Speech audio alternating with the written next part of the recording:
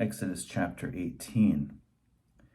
Jethro, the priest of Midian, Moses' father-in-law, heard of all that God had done for Moses and for his people Israel, how the Lord had brought Israel out of Egypt. After Moses had sent away his wife Zipporah, his father-in-law Jethro took her back, along with her 2 sons. The name of the one was Gershom, for he had said, "I have been an alien in a foreign land." And the name of the other was Eleazar, for he had said, "The God of my father was my help and delivered me from the sword of Pharaoh." Jethro, Moses' father-in-law, along with Moses' sons and wife, came into the wilderness where Moses was encamped at the mountain of God. He sent word to Moses, "I, your father-in-law Jethro, am coming to you with your wife and her 2 sons." So Moses went out to meet his father-in-law. He bowed down and kissed him. Each asked after the other's welfare, and they went into the tent.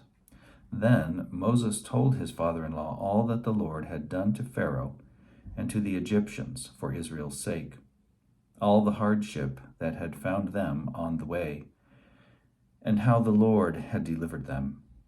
Jethro rejoiced for all the good that the Lord had done to Israel in delivering them from the Egyptians. Jethro said, "Blessed be the Lord, who has delivered you from the Egyptians and from Pharaoh.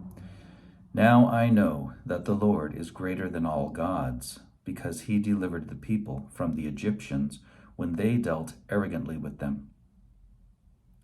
And Jethro, Moses' father-in-law, brought a burnt offering and sacrifices to God, and Aaron came with all the elders of Israel to eat bread with Moses' father-in-law in the presence of God.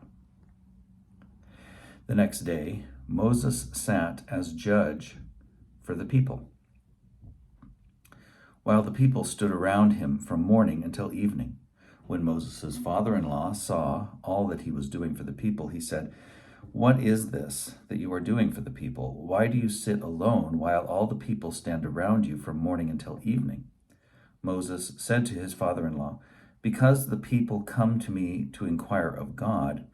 When they have a dispute, they come to me, and I decide between one person and another, and I make known to them the statutes and instructions of God." Moses' father-in-law said to him, "What you are doing is not good. You will surely wear yourself out, both you and these people with you, for the task is too heavy for you. You cannot do it alone. Now listen to me. I will give you counsel, and God be with you. You should represent the people before God and bring their cases to God. Teach them the statutes and instructions, and make known to them the way they are to go and the things they are to do.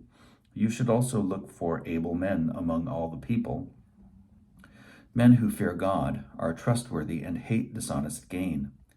Set them as officers over thousands, hundreds, 50s, and 10s. Let them sit as judges for the people at all times. Let them bring every important case to you, but decide every minor case themselves. So it will be easier for you, and they will bear the burden with you. If you do this, and God so commands you, then you will be able to endure, and all these people will go to their homes in peace."